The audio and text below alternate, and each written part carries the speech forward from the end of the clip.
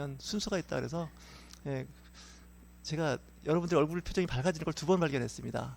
수요 저녁 예배 안 한다니까 너무 또 좋아하셔서 막 하트를 막 다 하시더라고요. 그래서 수요 저녁 예배를 없애버려야겠다 이런 생각도 해봤어요. 또 하나는 설교가 짧아지면 이제 짧게 하면 누가 은혜를 받나 했더니 제 아내가 제일 은혜를 받습니다. 설교가 짧으면. 그래서 늘 이제 1년에 2주 정도 설교에 은혜를 받았다고 제 아내가 저한테 고백을 하는데 저는 이상했습니다. 왜 이상하다, 왜 2번 그렇게 할까. 이미 이 2번 다 하고 지났지만 설교를 짧게 끝나는 주를 제 아내가 항상 은혜 받았다고 그러더라고요. 그래서 항상 짧게 하기로 했는데 오늘은 더 은혜가 되도록 짧게 하겠습니다. 그래서 어제도 수요 저녁 예배를 안 드렸는데 너무 좋아하시는 것 같아요. 특히 우리 며느리가 좋아하는 것 같아요. 시집 오기 전에 수요 예배 안 드렸는데 씹어가지고 어쩌다 보니까 시아버지가 목사고 또 시아버지가 또 여러 가지. 그래서 사실 여러분 잘 아시는 것처럼 이렇게 결혼을 하면요 환경이 확 바뀝니다. 남자든 여자든 바뀌는데 특히 여성들이 많이 바뀝니다. 그러다 보니까 좀 좋을 수도 있지만 반대로 시집살이라는 말이 있지 않습니까? 그 말 자체가 굉장히 부정적으로 들리는 얘기입니다. 그래서 좀 시집 온 이제 며느리나 그런 분들한테 잘하셔야 됩니다. 가족이 정말 잘해야 됩니다. 왜냐면 당연하다 생각하는데 시집 온 사람은 당연하지가 않습니다.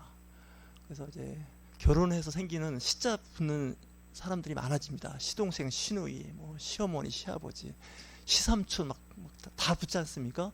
그 여자들이 왠지 적 가운데 둘러싸인 듯한 느낌이 있는데 예수님 오신 이때가 혹시 그런 날이 아닌가라는 생각이 들기도 합니다. 오늘 그 성탄절에 대한 메시지가 좀 특이합니다. 누가복음 2장에 나오는 오늘 말씀을 이렇게 묵상을 해보면 그 천사들이 갑자기 보이기 시작합니다.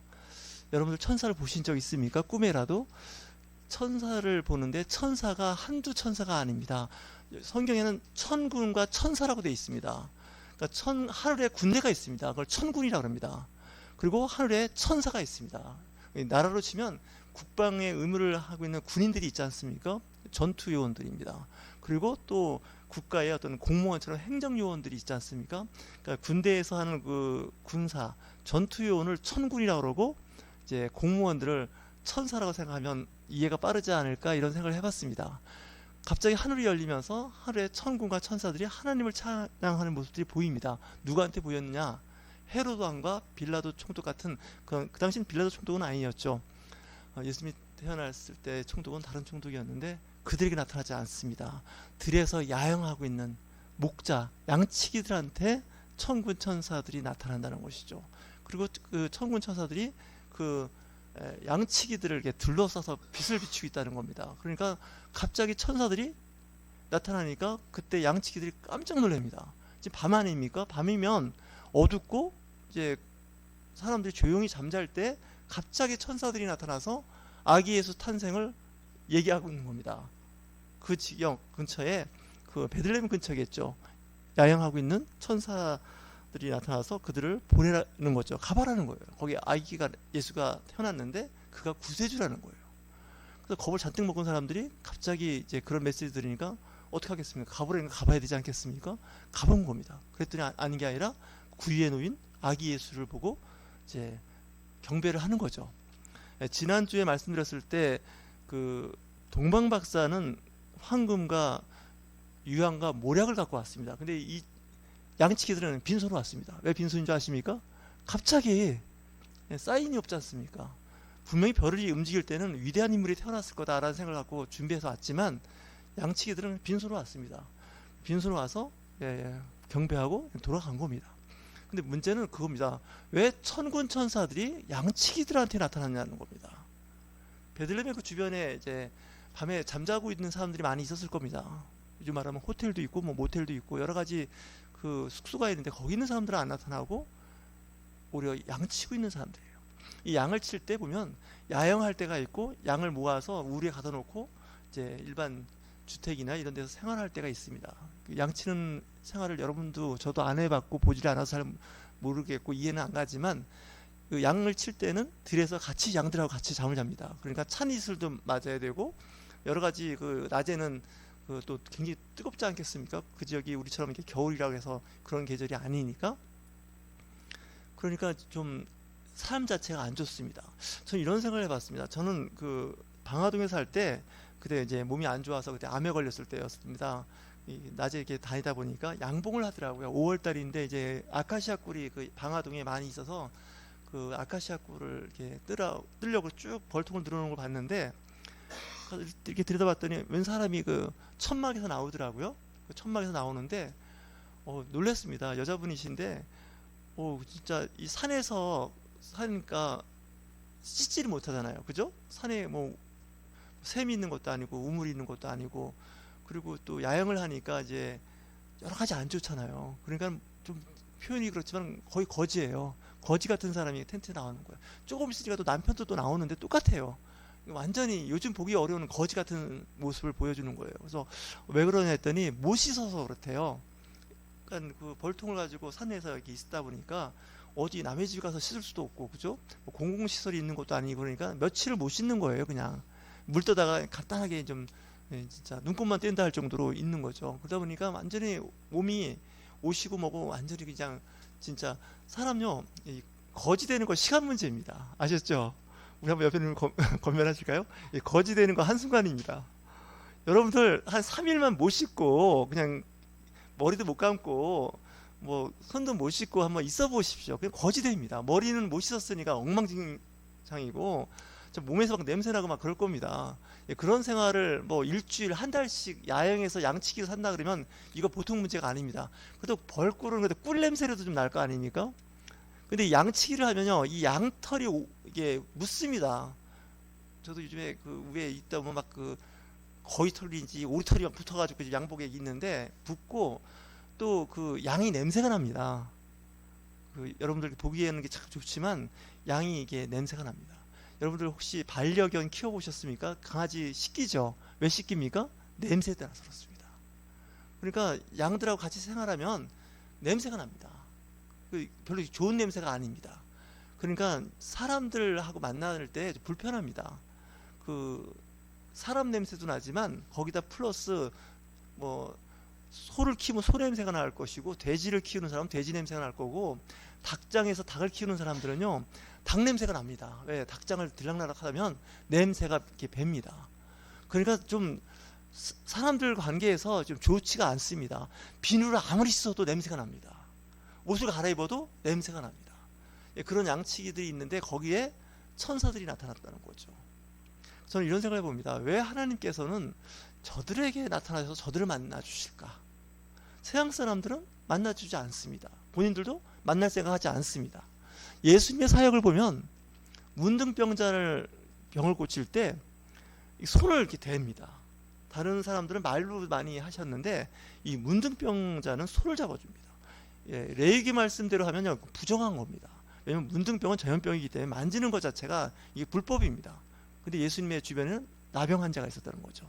그래서 그 당시 좀 잘 나간다는 종교 지도자였던 바리새인이나 서기관들은 예수님을 힐난합니다. 그거 갖고 아니 분명히 말씀에 구약 말씀에 저들하고 같이 교제를 하거나 밥을 먹거나 손으로 저들 만진다는 건 부정한 겁니다.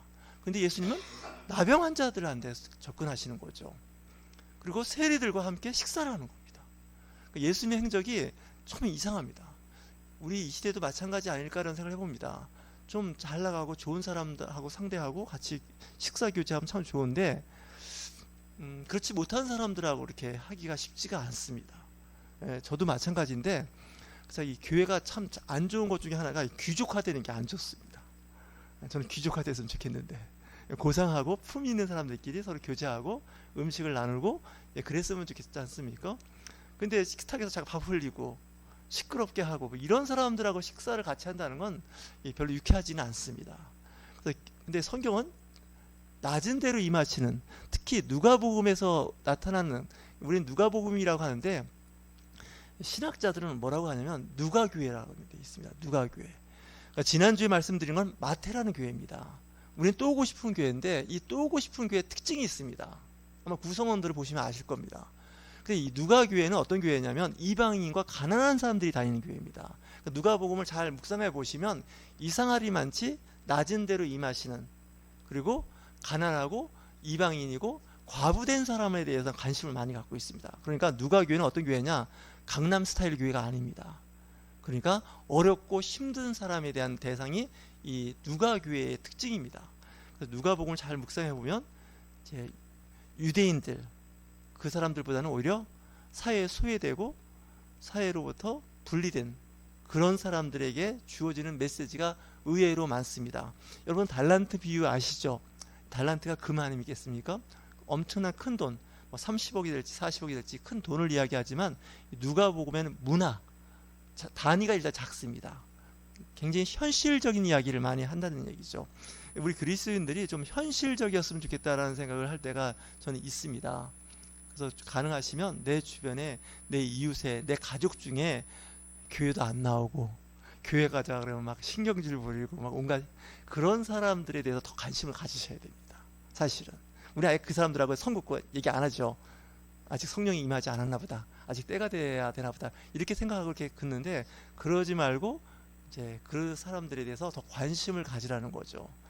사실 저도 말로는 이렇게 하지만 못합니다. 저도 그냥 선 긋고 그냥 여기서 정리하고 그냥 각자 도생합시다 뭐 이렇게 되는데 성경은 그렇게 하면 하지 말라 그럽니다. 혹시 여러분들 가족들끼리도 각자 도생하고 있지 않습니까?